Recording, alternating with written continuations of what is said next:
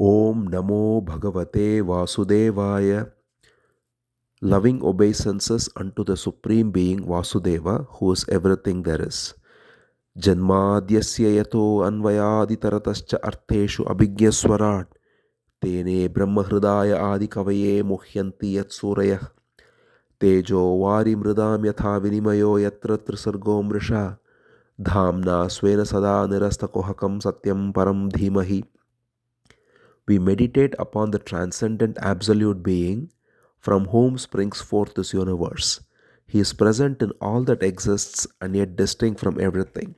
He is fully conscious and totally independent. He revealed to the first seer Brahma the import of Vedic wisdom. The material creation made of three gunas appears in him as though real, like water in a mirage.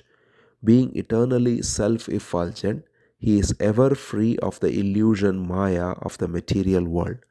We meditate upon him, the Supreme Being. Nigama kalpataror galitam phalam shukamukad amritadrava sanyutam pibata bhagavatam rasamalayam muhuraho rasika bhuvi bhavukaha. O devotees who relish a taste for divine love, Bhagavatam is the fully ripened fruit of the wish-yielding tree of Vedas, flowing as immortal nectar from Shuka Brahma Rishi. Go on drinking the sweet nectar day after day. So now we are entering the 21st chapter of the third Skandha of Srimad Bhagavatam. We saw in the last chapter how Brahma brought forth various stages of creation through various modes of tamas, rajas and sattva, and finally transcending them through tapas and samadhi, brought forth the great rishis and Swayambhuva Manu to continue the line of created beings. Now Vidura asks Maitreya, O sage, the line of Swayambhuva Manu was considered the most esteemed. So please tell me about the progeny he created. You have already mentioned that he had two sons, Priyavrata and Uttanapada, who ruled over the globe with 7 divisions. So the earth is considered to have 7 divisions, which are the 7 continents we see even today. So Bhagavatam accurately says that the 7 islands or the 7 divisions is what make up earth. It says Sapta Dvipavati Mahim, earth made of 7 islands, because each continent is a giant island and there are 7 such giant islands essentially that make up earth, and these two sons of Swayambhuva Manu, Priyavrata and Uttanapada, ruled over them. Swayambhuva Manu is the first Manu of this Kalpa, whereas the present Manu is called as Vaivasvata. That's why today we say Vaivasvata Manvantare, because this Manvantara is called Vaivasvata Manvantara, and that's what Bhagavad Gita refers to as well as the present Manvantara. As we saw earlier in the chapter on time, each Kalpa, which is one day of Brahma, is made of 14 Manus, and here we are talking about the first Manu, Swayambhuva Manu, in whose Manvantara appeared the Varaha avatar we already saw, and now we are continuing with the story of Swayambhuva Manu. So Vidura also mentions that, hey Maitreya, you also said he had 3 daughters, Devahuti, Akuti and Prasuti. We saw these mentioned earlier by Maitreya when he initially talked about the various sages and the daughters and sons of Swayambhuva Manu. This was mentioned briefly, so Vidura remembers this and now wants to specifically ask about Devahuti, because Devahuti was considered a great yogini, one who perfected in yoga, and she married the great sage Kardama, who is a great sage himself. So their union must have been very special, and that's exactly what Vidura was interested in. He also asked about Akuti and Prasuti, who married also Ruchi and Daksha, who are 2 Prajapatis, but primarily about the union of sage Kardama with Devahuti. This is important because they bring forth Lord Kapila Deva, which is an incarnation we have already seen briefly mentioned, an incarnation or avatar of the Supreme Being, Sri Hari, and Kapila Deva gives the highest teaching of Sankhya Yoga with Bhakti, which will come in great detail in the rest of this Skandha. So, this chapter and the next couple of chapters form the foundation for the appearance of Kapila Deva and his teachings to his own mother Devahuti on the essence of Sankhya with Bhakti. So, in order to bring forth this wonderful story of Kapila Deva, Vidura is asking about the union of Kardama and Devahuti. Maitreya responds by saying, yes, Brahma, after bringing forth the great sage Kardama, said, go forth and beget children. So Kardama went to the bank of the river Saraswati and engaged in meditation for a long period of time. During this penance, Kardama was completely focused on Sri Hari in deep meditation and devotion. It is said, Samprapede Harim Bhaktya Prapanna Varadashusham. He was completely focused on Hari through devotion, and Hari being the bestower of blessings to one who surrenders unto him. That's what the word Prapanna Varadashusham means. Sri Hari appears in front of him, Bhagavan appears in front of this great sage Kardama at the beginning of Satya Yuga. So it's said, Tavat prasanno Bhagavan Pushkarakshaha Krite Yuge Darshaya Masa. So he gave him darshan or his vision to this sage at the beginning of Krita Yuga or Satya Yuga. Both are the same. Krita Yuga is also called as Satya Yuga, following which comes Treta Yuga, then Dwapara Yuga and Kali Yuga. This is the beginning of Krita Yuga because we are in the beginning of Swayambhuva Manu, who is the first Manu of this Kalpa, and this is the first Yuga of the Swayambhuva Manu's Manvantara. So Bhagavan appears and Kardama beholds this beautiful divine form which is effulgent like the sun, and Bhagavan appears in the same way he appears in front of Brahma, which we have already seen, wearing a garland of forest flowers, white lotuses, Vanamala, clad in yellow spotless silk, lotus face, with a beautiful crown, and with the conch, the Sudarshana chakra, and the mace in each of his hands, in the three hands, on the fourth hand carrying a lotus flower. It describes beautifully, Kiritinam Kundalinam Shankachakra Gadadharam Shvetotpala Kridanakam Manasparsha Smitekshanam. So it says that he has the crown, the four hands carrying the conch Shanka, the Sudarshana Chakra, the mace Gada, and Shvetotpala Kridanakam, the white flower. And then his smile, Manasparsha Smitekshanam, his smile that touches the heart and pleases the heart instantly. And having beholden this wonderful form and realized the very purpose of his life, as it were, the sage Kardama addresses the Supreme Lord and says, the fruit of our eyes has been fully attained today by beholding you. You are the repository of all goodness, and your darshan is coveted even by the greatest of yogis. Your lotus feet are like a boat that carries one across the ocean of the entire world of suffering, and yet people through their own delusion, which is a product of Maya, approach you for petty desires. So he says very nicely that most trivial and momentary desires is what people are after, and those who even worship you to attain such trivial and momentary pleasures when you are capable of giving them the highest blessing instantly. It is like going to the ocean and yet going with a small cup and taking only a cup full of water when the whole ocean is there.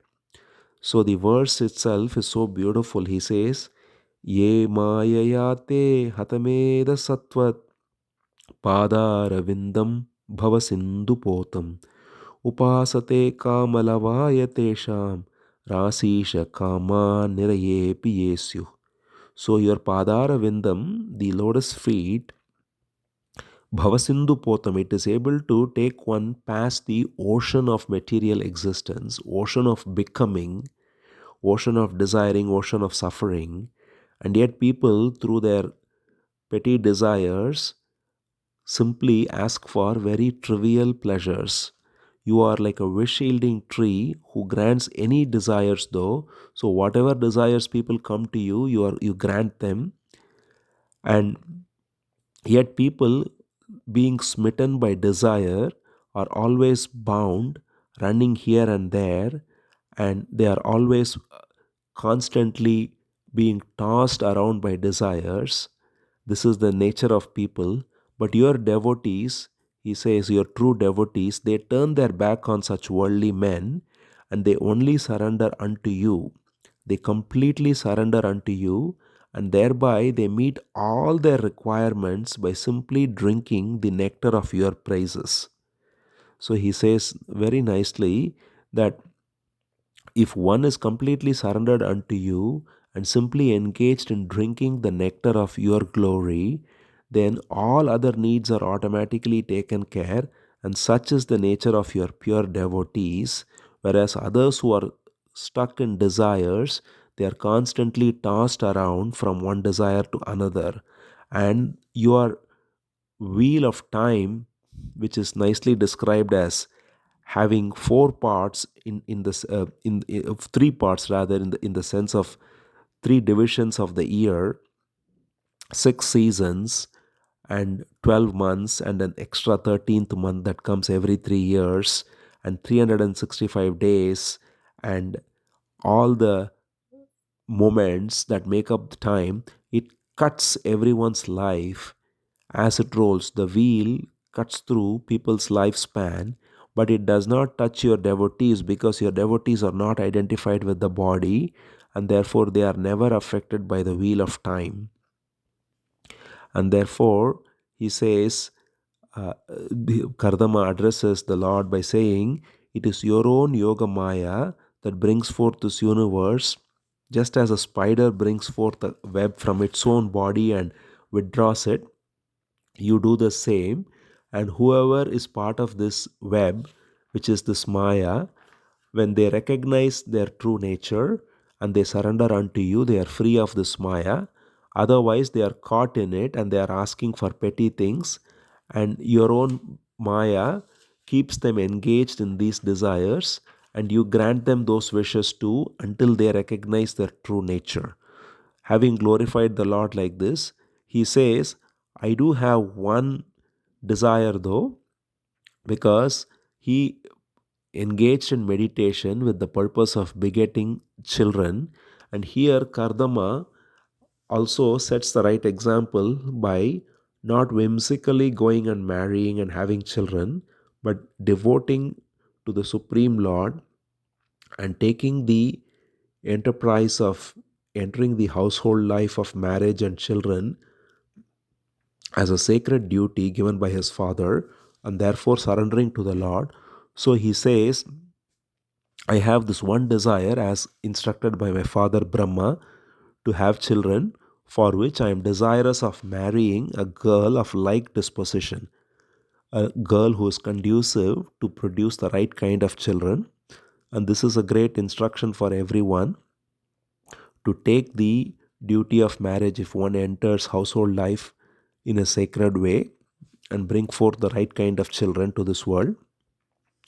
So that's what he prays to the Lord, finally saying, Therefore, please grant me this one desire so that I can carry on the instruction of my father. And Maitreya says, The Supreme Lord, having listened to his prayer, was very pleased and replied in sweet accents, in words sounding like nectar. The Lord said, I know exactly what you have in mind, and I have already arranged this for you. because you have worshipped me with great penance and great discipline. Any worship offered to me by people with great sincerity never goes in vain. So, even in Bhagavad Gita, Krishna says the same thing, that anyone who comes to me with sincerity, he gets what is necessary and he is removed of all obstacles. He is whatever is necessary is preserved and whatever is lacking is given.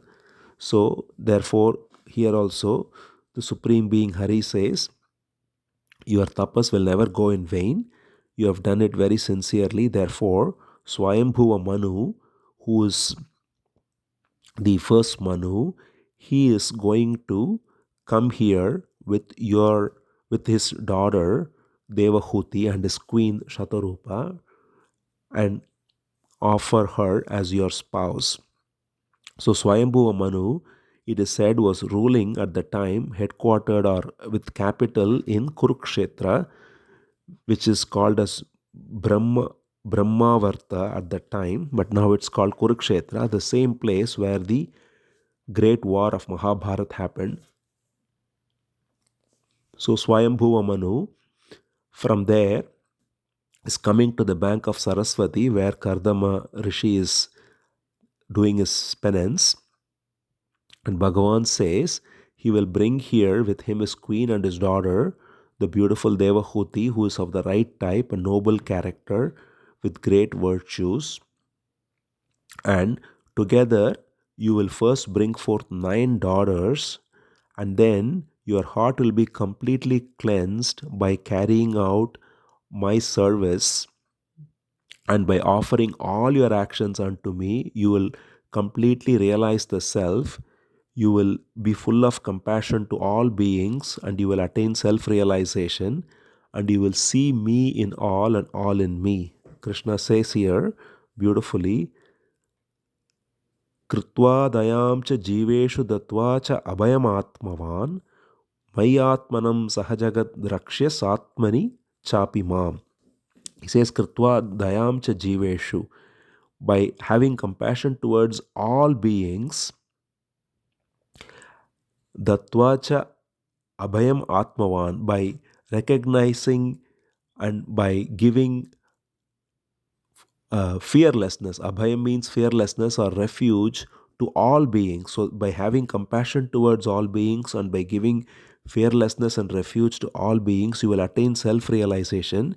And the nature of self realization he describes as Mayatmanam Sahajagat. You will see yourself and the world in me, Drakshya Atmani Chapimam, and in yourself see me. That is, I am in everything and everything is in me. This is the same that Krishna says in the 6th chapter in Bhagavad Gita. He says, Yomam Pashyati Sarvatra Sarvam Cha Mayi Pashyati Tasyaham Na Pranashyami Sachamena Pranashyati. One who sees me in everything and everything in me, such a devotee is never lost. So, the highest realization, the true self realization is to see that everything is in Bhagavan and Bhagavan is in everything. All there is the one supreme being. So, that's what here also Bhagavan tells Kardama by saying, you will attain self realization, which is the vision that everything is in me and I am in everything, the whole world is in me and you are in me, and in you I am existing. And therefore, once you realize this, you will have a son after that who will be my own avatar. So, this is the great Kapila who will appear as the son of Devahuti and Kardama. He says, through your wife Devahuti, you will bring forth an avatar of me called Kapila, and he will instruct his own mother Devahuti, that is your wife, in Sankhya Yoga with Bhakti, which is a beautiful exposition which combines both Jnana and Bhakti, and which comes in great detail in this Skandha going forward. So these few chapters form the foundation for the appearance of Lord Kapila Deva avatar of Sri Hari, who will give us the most beautiful teaching of Sankhya with Bhakti. So, having spoken thus to Kardama, the Supreme Lord disappeared from there, departing to Vaikuntha, and as the sage looked on, the Supreme Being left as he came. After the departure of the Lord, the great sage, as instructed by the Supreme Being, simply remained there waiting for Swayambhuva Manu to come. He moved to a nearby lake there, it is said, called Bindu Sarovar, and this Bindu Sarovar is described as a very beautiful lake near river Saraswati, which is a lake that is full of such beauty in terms of all the various gardens nearby, and with so many fruits and flowers and birds and all kinds of wonderful trees surrounding it. It's such a nice divine lake. It has so many different kinds of bird species, tree species, and animals, and all kinds of fragrant flowers, and all that is such a beautiful lake surrounded by such opulent nature. And there in that sacred spot, as sage Kardama sat there for a few days, Swayambhuva Manu, just as prophesied, with his wife and his daughter Devahuti, came there in his chariot. And he saw the great sage sitting there, resplendent. The sage Kardama, having done tapas for a long time and then directly blessed with a vision of the Supreme Being, was shining. It is said his eyes were like lotus. He was wearing matted locks on his hair, and he was clad in simple clothes, and he was shining like a gem. And seeing this great yogi, this great rishi Kardama, sitting there alone in the lake on the banks of the near the banks of the river Saraswati, the monarch, the great Raja Rishi Swayambhuva Manu, came to him, bowed in front of him, and he was offered a seat. Then the great sage Kardama addressed him, inviting him and welcoming him into his ashram, and said, I'm so glad that you have come here. The tour undertaken by you is always intended to protect the virtuous and kill the wicked, because you are the protecting energy of Sri Hari. See, this is the essence of rulers or kshatriyas. They are the protecting energy of Sri Hari, just as the brahmanas are considered the wisdom giving energy of Sri Hari. The kshatriyas are the protecting energy, and they take care of the right dharma that is necessary for wisdom to flower. So it is so essential. Not everyone is engaged only in self-inquiry or in devotional practices.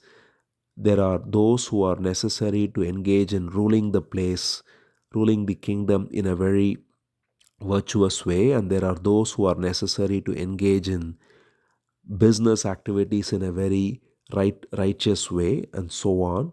So this is why he says that the various divisions of society, varnas, and the various grades are all maintained essentially by kings like you. It is the responsibility of kings to make sure that the ground is fertile, the ground, the inner ground, that is, for wisdom to flower. And that requires getting rid of the wicked and protecting the virtuous. And this is the protecting energy of Sri Hari. So kings like you are the essence of such protecting energy, and your tours are only meant for protecting the virtuous and keeping dharma thriving. Without rulers like you, unrighteousness will flourish, and there will be grasping and unruly men.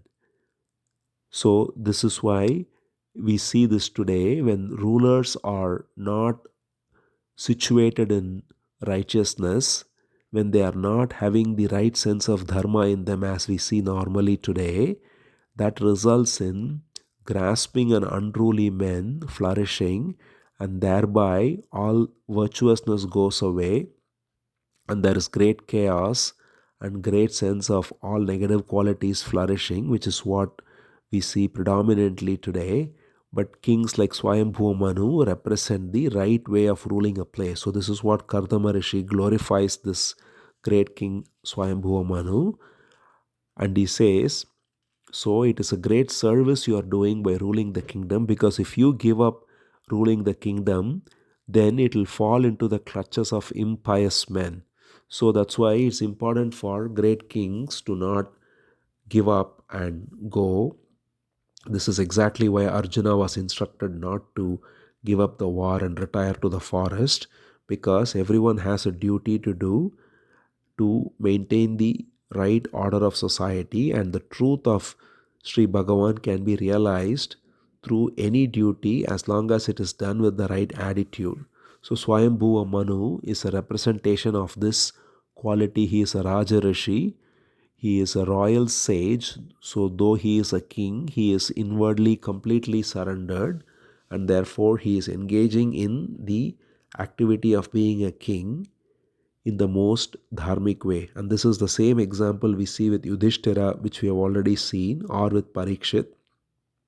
So this tradition of kings being completely surrendered and yet discharging their royal duties is the example set forth by Bhagavatam through multiple kings, and Swayambhuva Manu is one. So Kardama Rishi glorifies the royal sage Swayambhuva Manu, and then he says, please tell me the purpose for which you have come. I'll be glad to meet your wishes. So Kardama Rishi, of course, knows, based on the prophecy given by the Lord, that he'll come with his daughter, and he is indeed come with his daughter Devahuti, and yet he wants Swayambhuva Manu to make the proposal. So he asks him, please let me know what I can do for you. With this chapter ends. We'll now see going forward the marriage of Devahuti to sage Kardama, and then Kapila avatar and the teachings of Kapila going forward. Om Namo Bhagavate Vasudevaya.